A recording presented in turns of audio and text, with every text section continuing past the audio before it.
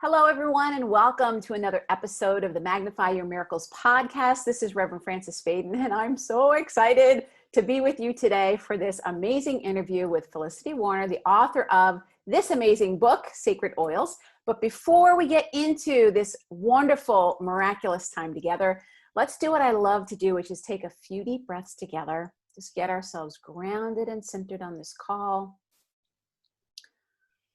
Breathing in the energy of expansion, breathing out anything that we no longer need, and just giving ourselves permission to be here in the now. If you're driving, please keep your eyes open, but you can still bring your awareness to your breathing. And as your awareness becomes more and more rooted in the present moment, whatever it is that you're needing to hear today, whatever inspiration, whatever guidance, it's going to bubble right up to the surface. And we're just going to be grateful knowing that whatever you need, whatever inspiration, whatever guidance is exactly what's going to be happening today. And so let's take one more deep breath in gratitude, and we can begin. All right, my friends. You are in for a treat today. I am so excited to share with you. Remember in last week's episode, I shared this book, Sacred Oils, and how much it's really impacted me and how it showed up in my life in a miraculous way. And I promised you that this week we would get a chance to speak with the author. Well, guess what? That's what we're doing this week. We're going to be talking about the miraculous power of these sacred oils and how you can utilize them in your own life. And how do you know if they're really speaking to you and calling to you? And we're going to be getting all into this beautiful story. So I'm going to introduce you to Felicity Warner, because Felicity is a Myrrhophore, or a mistress of the oils. She's one of a handful of healers in the world, rooted in an ancient healing tradition with its roots in ancient Egypt and celestial medicine.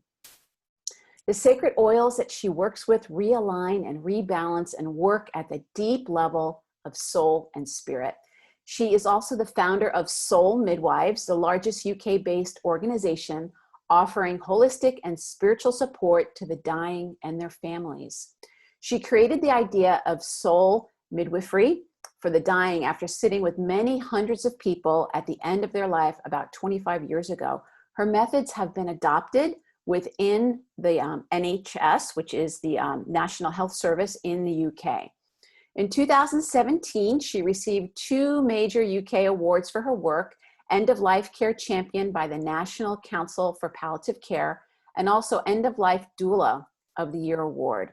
She's an honorary knowledge exchange fellow at Winchester University.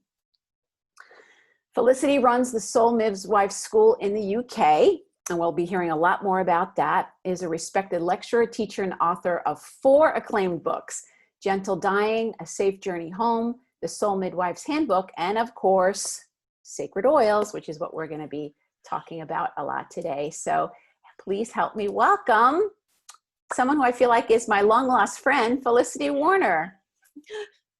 Hello, Felicity. Oh, hello, Frances. My goodness, that was a huge welcome. And I thank you very much for it. I'm so thrilled to have you here. I know we've been going back and forth and life was happening, and I feel like this is just a divine moment that we've been able to really connect. And I think the timing is just so perfect. So I like to start my podcast asking all of my guests, since this is the Magnify Your Miracles podcast, what is your definition of a miracle? I know you're kind of in the miracle business.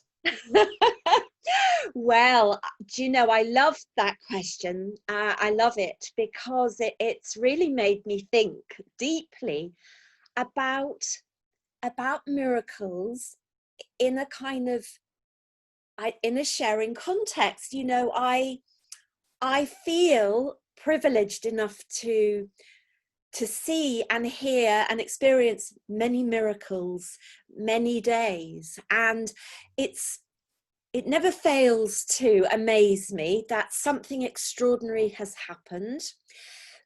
And I think my inner sense is that when we do experience a miracle, it's because we are in true alignment with the divine, it really shows that we are absolutely where we are meant to be, and whatever happens is meant to be within that bigger picture. So I think that's the best I can offer you. But I just, there are miracles all around us if we only have eyes to see and ears to hear. We don't have to have a flashing thunderbolt of light to know there's been a miracle. They happen all around us on micro level all the time. So we live in an extraordinary universe, really. We're so lucky. I love that definition. Thank you so much. That'll when we're in alignment, it's so true. It's absolutely true. So speaking of being in alignment with the divine and with the sacred, one of the things that I feel like when I found your book, it was a divine appointment, because I wasn't looking for anything having to do with essential oils. I've always been attracted to them, but I always felt like something was missing. Like I have my little essential oil diffuser, and, I've done kind of what people say, and I love them, but I always kept like scratching my head like, And then when you say in your book about that aromatherapy and sacred oils are really very, very different in how people are working with them, it really resonated with me when you were talking about, no, this is more about the energetic and the spiritual properties of them. So in your own words, share with us, like, what makes an oil sacred as opposed to just perfumey? Oh, well, goodness, where do I begin? Yeah. I could talk for days and days about this, or I could give a little concentrated in a nutshell. So I'll do that for now. Okay. What makes a sacred oil sacred?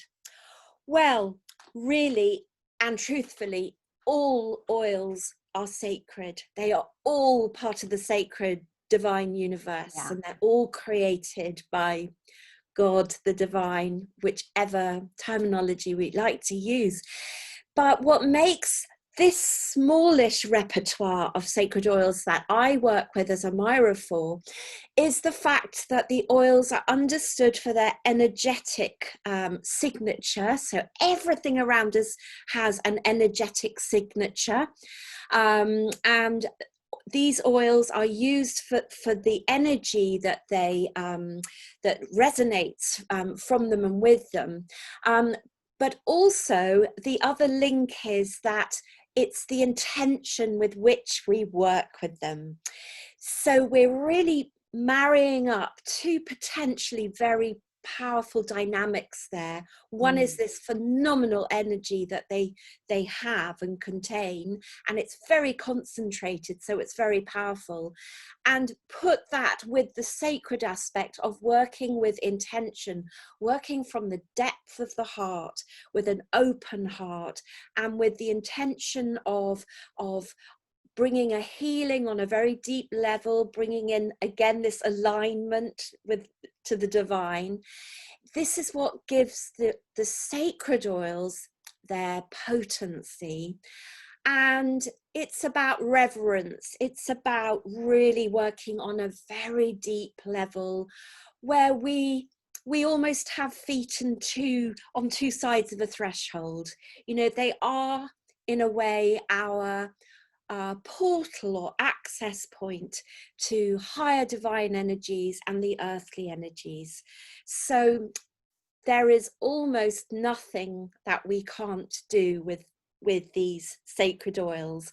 And as I say, any oil is sacred when used within that context. I love that. Yeah, absolutely.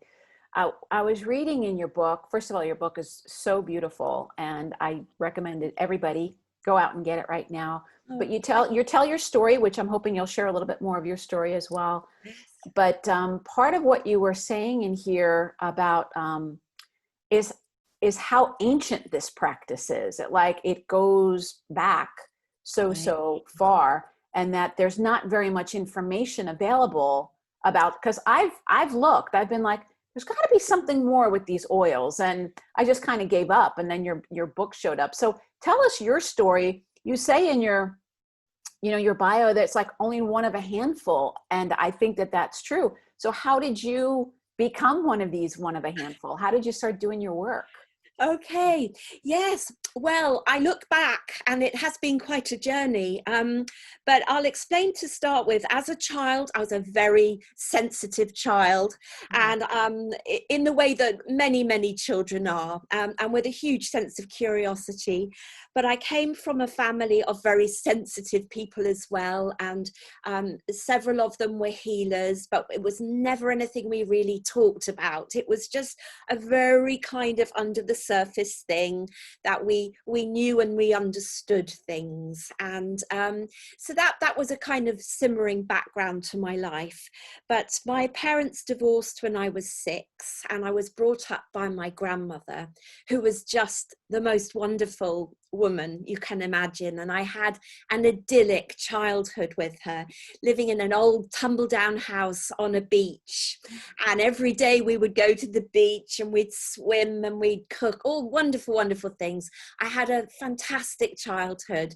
But when I was 14, she developed lung cancer, and she died. And Oh, so wow. that was a very difficult time emotionally, but at the same time it was a time of great change and opening of awareness for me.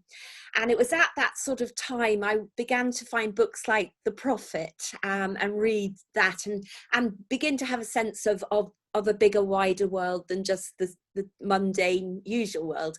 Anyway, to cut a long story short, I went to live in Copenhagen because my grandmother died, and my mother had moved there and had remarried.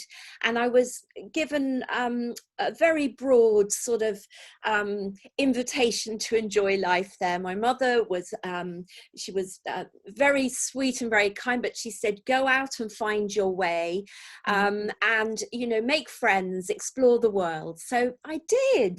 And I had a wonderful friend who was an opera singer, and she and I got on wonderfully. And she said, come with me one day. I've got someone I would like you to meet. It feels very important that you two get together. So I remember this day vividly. She took me to meet this very amazing woman called Luce de Grasse. Mm. And we went upstairs and in this funny old building into her flat, which was exquisitely beautiful, and I was shown in, and there was this wonderful woman, rather like a sort of ballet dancer, if you can imagine. Yeah. Petite, very special, very elegant, very delicate, but also very strong, very much like a priestess, and very elegant. So she was very charming, and she invited me to tea, and there was a sort of sense of something rather extraordinary in the air. And eventually she brought out some little bottles of oil, and she just invited me to smell them. And she took the tops off and would offer them to me. And she said, and what about this one? What does this one do for you? And well, I cannot tell you this intense Wow. revelation almost to me. I was smelling things that were triggering responses from so way back in my life or past lives, whatever. I had no kind of way of understanding what any of that was at that age. Right. But it was the most profound experience, smelling these oils, and I didn't recognize any of them, so they were all brand new smells to me. But it was more than the smell. It was the fact that I was somehow taking them in on a very deep level and having a very powerful spiritual experience with each one. So she was very clever. She just sat back and she just watched, and she didn't say too much. She just invited me to share or not share what I was experiencing, until I think I'd smelt 3, maybe 4 bottles, and then that was it. And she knew I'd reached capacity, because Yeah. you can't do too much with these oils. They blow your gaskets.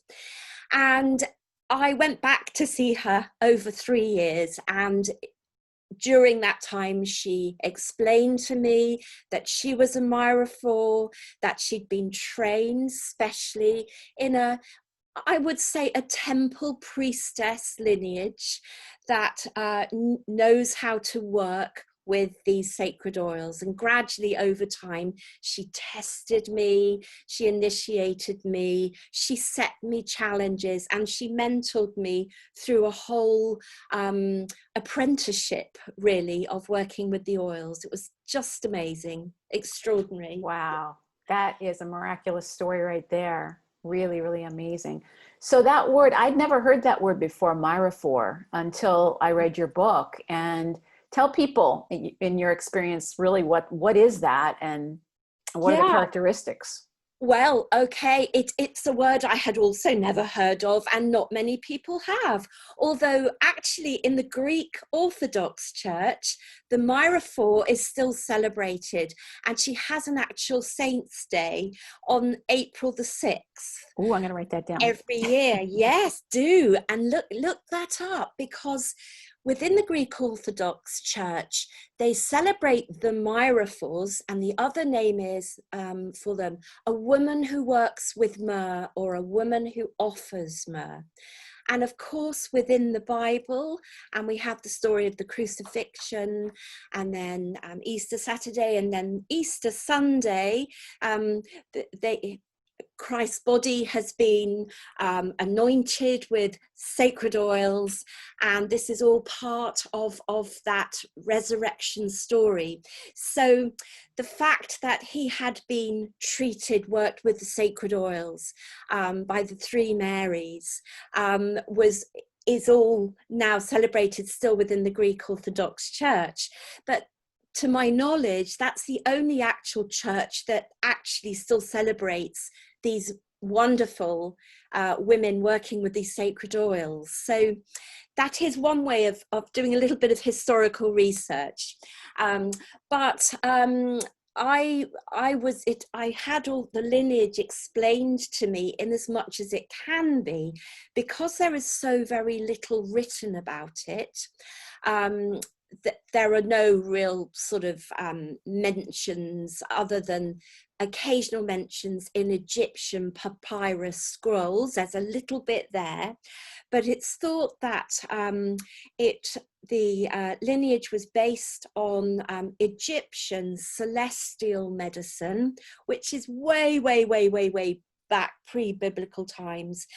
And Egyptian celestial medicine was based on several factors all woven in together.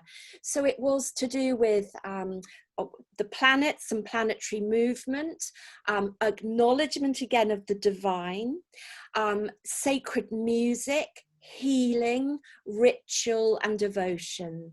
So all this came into then working with the sacred oils as well. And I was taught that traditionally it was a female way of working, and that was because the female is very much more receptive to very fine nuances of energy. As vessels, we are very good at holding energy. And so the priestess Myrrhophores would be all kept together in a group within the temples, and would be brought up together by older Myrrhophores who would teach them the gentle skills. And the main skills, apart from healing, were to help with transitions. So with the dying, these oils have such an incredible role to play. So that's a little bit about the history of them. That's amazing. I mean, as you're saying it, I'm like, ooh, I'm getting chills. So I'm like, this sounds like the truth. I mean, I'm like, oh yeah, I can totally, absolutely see this. And so Mary Magdalene, you say that the lineage that you come from is basically this unbroken lineage of Mary Magdalene as well. So she would have been one of these temple priestesses that knew this. She did. And my knowledge about that is that she had supreme power and intelligence in working with these oils. This was such an act of devotion and a real kind of a heavenly and divine service that she offered, was this incredible knowledge of working with the oils. So again, it's rather lovely to think back to in the Bible when she has her alabaster jar and she pours spikenard, this incredibly costly oil, over Jesus before the crucifixion, and all around her said, "Oh my goodness, you know, that was a waste. That's a very extravagant thing to do. This oil is so incredibly expensive. That's kind of a bit of a waste." But in fact, she knew that the spikenard was exactly the right oil to be using to prepare Christ for the whole crucifixion and for his subsequent ascension from that. So in fact, in an esoteric way, it explains so much about the context of that act. So I think that's very interesting, actually. It says a lot. Oh, that's fascinating, because now I'm starting to understand a little bit more. Like, when you think about everything that he went through, why did she need so much? Now we know why she needed so much. Like, oh my God, she was really preparing him for that whole thing. Wow, that's amazing. Yeah, she really was preparing him. And it's very interesting because nowadays, I work with people who are in transition all the time. Nowadays, spikenard isn't exactly the oil of choice that we use for that stage just before transition, because we've all evolved and our own energetic field has got faster and has changed subtly in 2000 years. So in fact, now I would use an oil called Elemi, which is the most beautiful oil ever to use at that point for transition, rather than spikenard. Although if I'm working with someone who is of a priestly archetype, so it may be they are actually a priest, or it may just be they carry that archetypal energy, I may then switch to using spikenard with them, and they will be the people that know which one to use. Because Interesting. I don't know if have you smelt spikenard, Frances? I'm trying to remember. I had a friend of mine who was an aromatherapist a long time ago, and I'm trying to remember if I have smelled it. I think that I have, but I'm not remembering. I know I don't have any around at all. Tell me. Well, I wish I could give you a bottle and give it to you now, because I have a sense that you will really, really love the smell. Yeah. It's not a beautiful smell. And really, again, the sacred oils, it's not anything about the smell. It's purely to do with the About the energy. frequency they Yeah. carry. But there's something about spikenard that is so ancient and so much of the temple that it makes a lot of people remember some sort of temple setting that they've Oh, I had love that. some connection with. All So, right. so So I'm going to get some spikenard.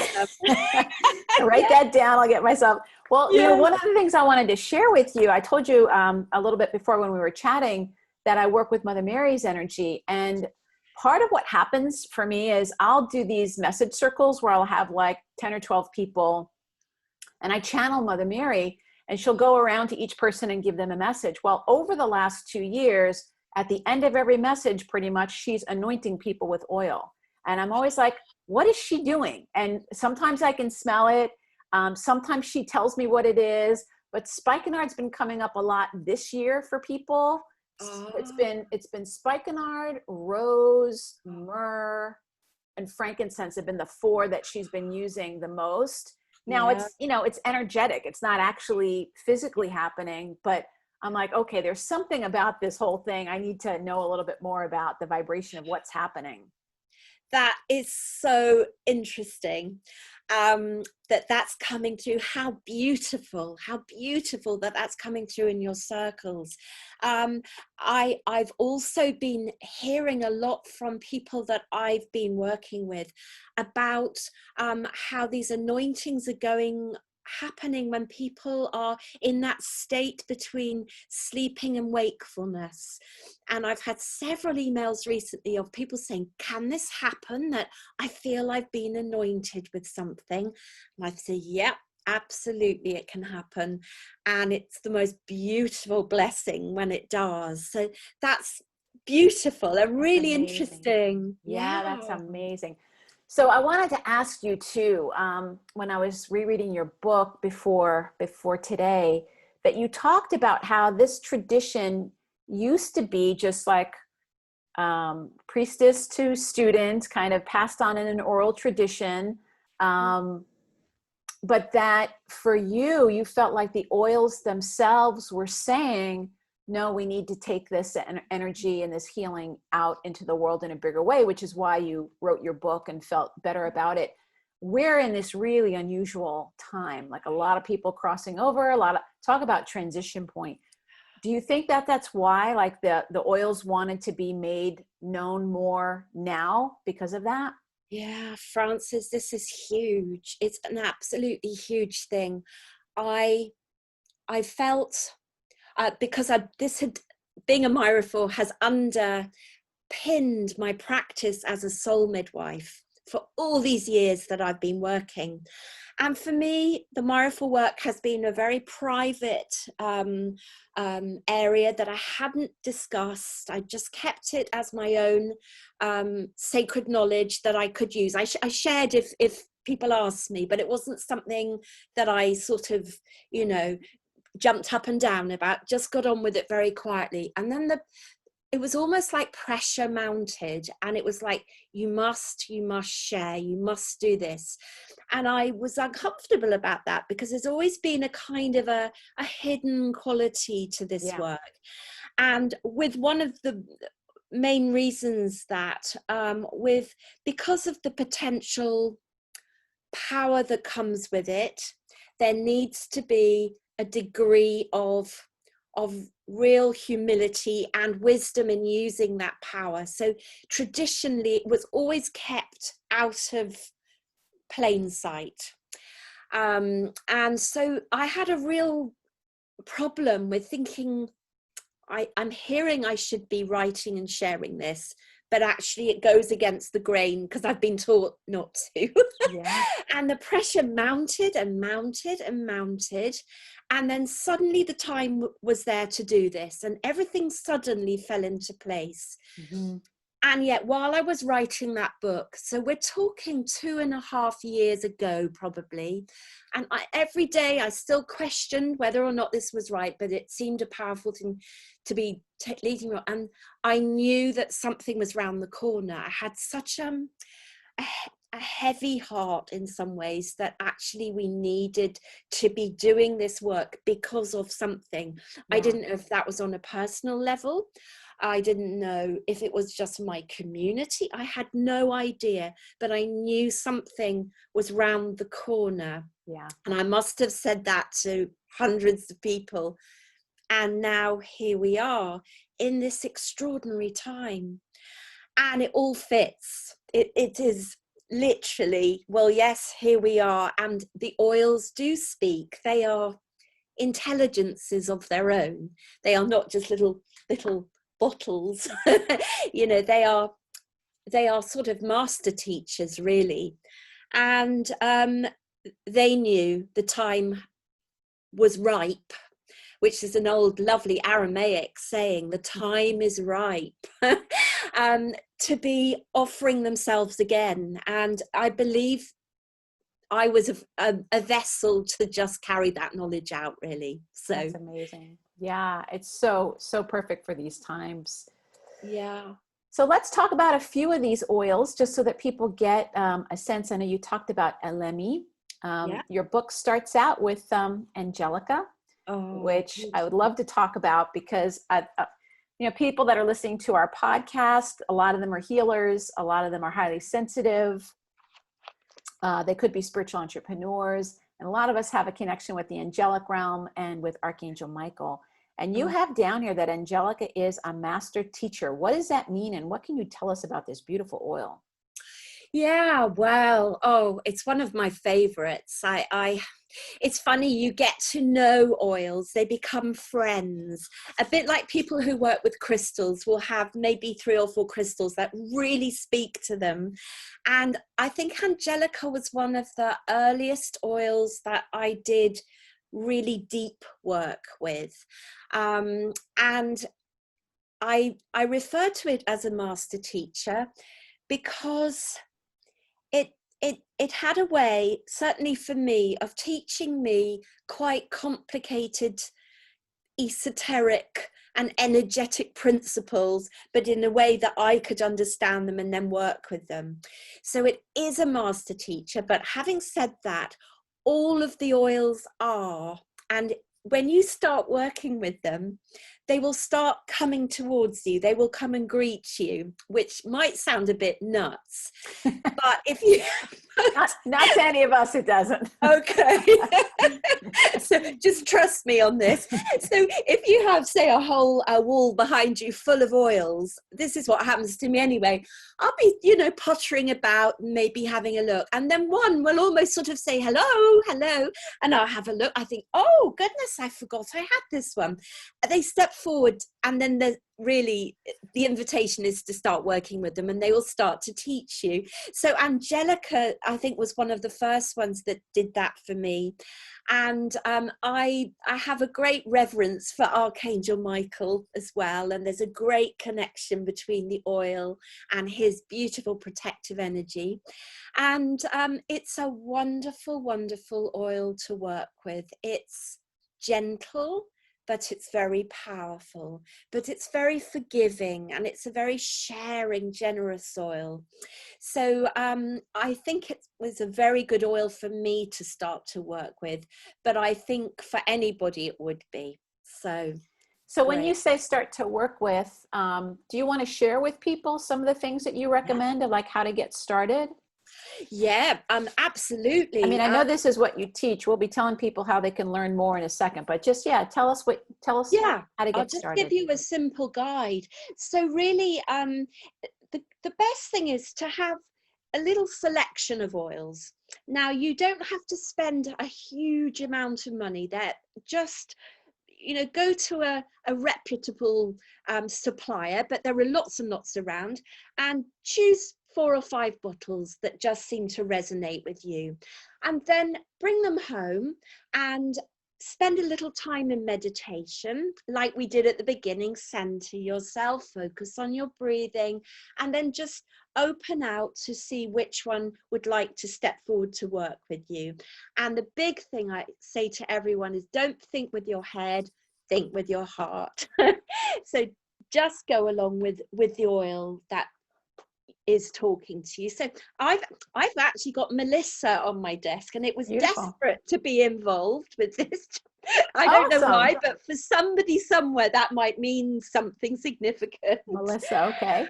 Yeah, and so as I say, the smell is kind of a red herring. It's not the most important thing about these oils, but sometimes it gives you a flavor of everything else the oil is telling you. But actually, and I've got this one is diluted with a bit of rapeseed oil, so it's safe to put on my skin. And I put a little bit on me, on the palm of my hand, and I would literally sit in meditation for 5-10 minutes. I would then ask the oil, has it got something it wants to tell me? And again, I would not think with my head, I would think with my heart and let anything come in. And that will be the basis of your dialogue that you start with your oil. Now, there's much, much, much deeper practices than that, which I can teach, but that will just get you going on a terribly kind of gentle, easy level, nothing complicated. But I would say that a very good oil to work with to start with is myrtle. And myrtle is is a gatekeeper oil. So if you're new to working with these energies, myrtle is a great one, because she will just work with you to check that you can deal with whatever comes your way from working with any of the other oils. So I would really recommend working with myrtle with intention that it becomes your gatekeeper, and work with that oil for 1 month. And what you need to do is do a simple meditation every day for a month with myrtle, and write down in a journal what things come to you. And that will give you an enormous amount of information to work with. Wow. So you work with one oil at a time, start with one at a Yes. time and work with that one for a month and get Yes. to know it. And so when you say gatekeeper, what do you mean by gatekeeper? Okay, a gatekeeper. It's kind of, so imagine the oils have the ability to help you across any kind of sacred threshold that there is. Okay. And that's really another way that they work, is by helping us step outside the sort of constrictions of just being a human being in a human body. Right. And so there's a lot going on out there. It's a busy space. So actually your gatekeeper will just sort of be your guardian in a way, as you develop your skills in inhabiting this much bigger space that the oils help you get to. So myrtle traditionally has always been used for this. Again, not that many people know, but in the Middle Ages they made a wonderful sort of floral water with myrtle called eau d'ange, water of the angels. And it was because it was very protective, and it just kept the human aura very protected in a very gentle way. And in ancient Egypt, myrtle was associated with the other world, and served as a reminder of the eternal life of the soul. So it has this very benevolent energy, and looks after us, really. I So love that. it's a beautiful gatekeeper oil. It really is. And so I would start that work with a little prayer to myrtle. Shall I just read it? Yes, please. I mean, it's tiny. It won't, Yeah. it won't go on forever. Yes, please. Okay. All right then. So this would be a gatekeeper invocation to myrtle. Okay. May we ask for blessings to the gatekeeper and protection as we enter all doors and gateways, thresholds and portals that open to us in this work. May we be guided towards all that serves only the highest good within the divine cosmos, and protected from anything being or consciousness which is not in alignment with purest love. And so may it be. So Amen. Amen, yes. I would just offer a very simple prayer before I begin that work. And of course, that brings us into reverence for the fact this is sacred work. And that's so important, that it's always emphasized this is sacred work. It's not work that fits into any other category. It's sacred. It's priestly work. So it's always important to set that sacred space before you do the work, really. Yeah, that's so powerful. Thank you for sharing that beautiful prayer. I also, while you were reading it, I was looking at the picture of Myrtle, Yes. which is so amazing. And can you tell us about these pictures in the book? Like, you call them mandalas. Are they, like, where did they come from? And one of the things that I did is when I wasn't sure which oil, I looked at the pictures and I was like, which picture jumped out at me? And then I would read about the oil and I was like, oh, that makes sense. Yeah, Oh, brilliant. beautiful. Yes. Beautiful. Yeah. Oh, well, I was explaining earlier that I come from a family of sensitives. Yeah. And for me, that has always meant that I can see energy. Which is good and bad, really. Yes, I know. It's mainly good. But so when I work with the oils, I begin to actually see their energetic So map, cool. if you like. Yeah. And then I'm able to kind of, quickly visualize that and then get that down into a mandala type picture. So it's kind of like a map in a way that shows Oh, people, okay. what that oil actually looks like energetically. That's amazing. It reminded me of sacred geometry. Yeah, it has. It's very, very connected with that, really. And again, it kind of goes back to the ancient Egyptian celestial medicine thing, that they use sacred geometry as well to map out energetic frequencies. So it's all connected. Oh, that's amazing. One last thing I wanted to ask you about, you were talking about, I want to talk about myrrh for a little bit.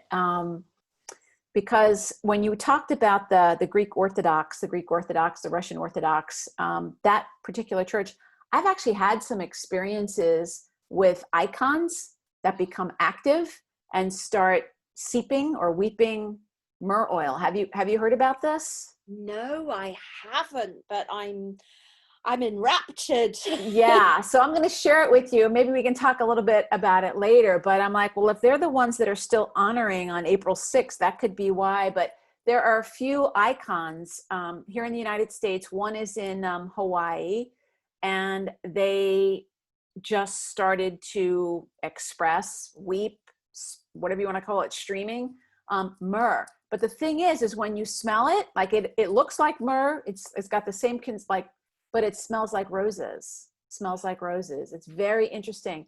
And I had my own healing experience with an icon here in Pennsylvania called the Cardiotissa. It's the tender heart.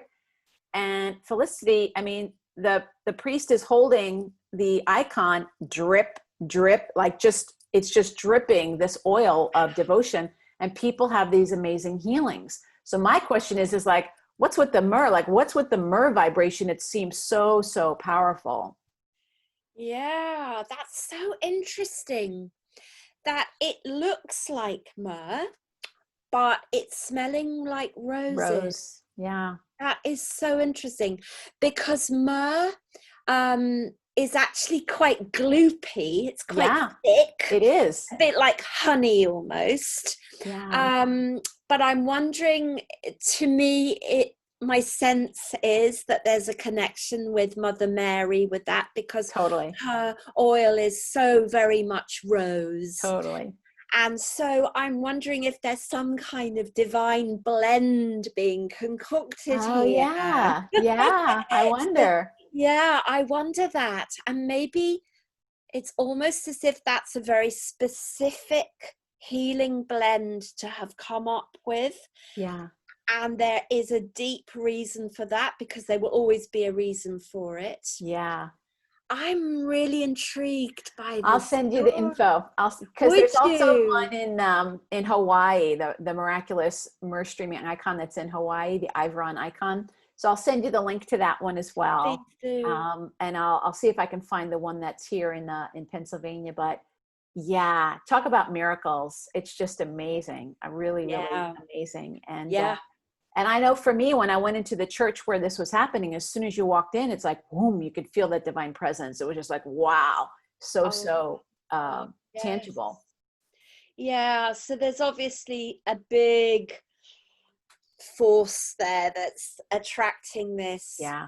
And, all the right people, everyone that goes in through that door will be receiving exactly what they need. That's for sure. Oh, yeah, absolutely. Yeah. Okay, so I'll send you more information about that. Please do. In the meantime, if our lovely listeners want to connect more with you, if they want to know about, because a lot of them, like I said, are healers and highly sensitive people. I do have some people who are interested in learning how to help people transition, being a soul midwife and all of that. You have some courses coming up. I know you have some on-demand courses. You have some live training coming up. So the best place to check you out is soulmidwives.co.uk. Is that right? Yes, that's right. Yes, soulmidwives.co.uk.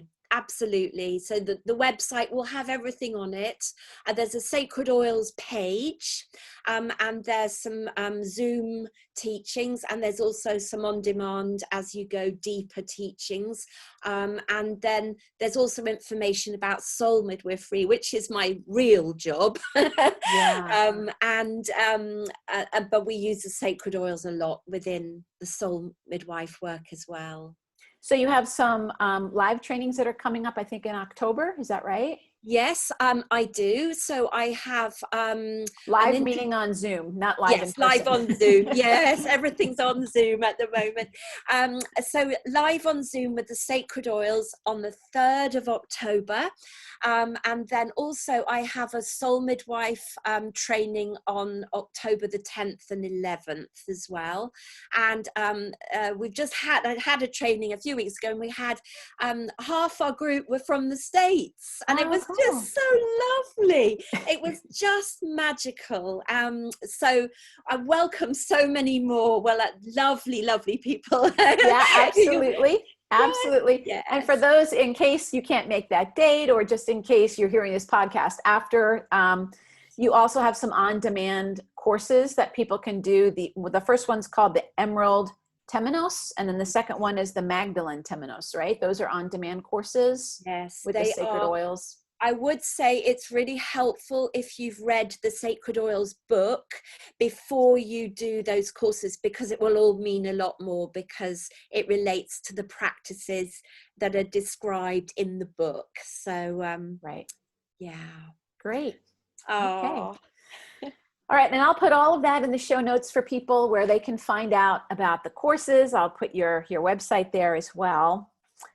It is such a delight. I feel like I could spend the next 3 hours just talking about all of this. It's so amazing, Felicity. Thank you so much. I'm so grateful that you were able to join us today. Oh, Frances, I thank you so much for the opportunity to do that. I've loved talking to you. You feel like a friend I've known forever. I know, it feels that way. It's amazing. And I know I'm looking forward to doing some of this work with you. I want to dive a little bit deeper. Wonderful. All right, my friends. Well, thank you so much for listening to this episode. And remember that the key to magnifying your miracles is to remember that your miracle is already here. God bless you. Bye-bye.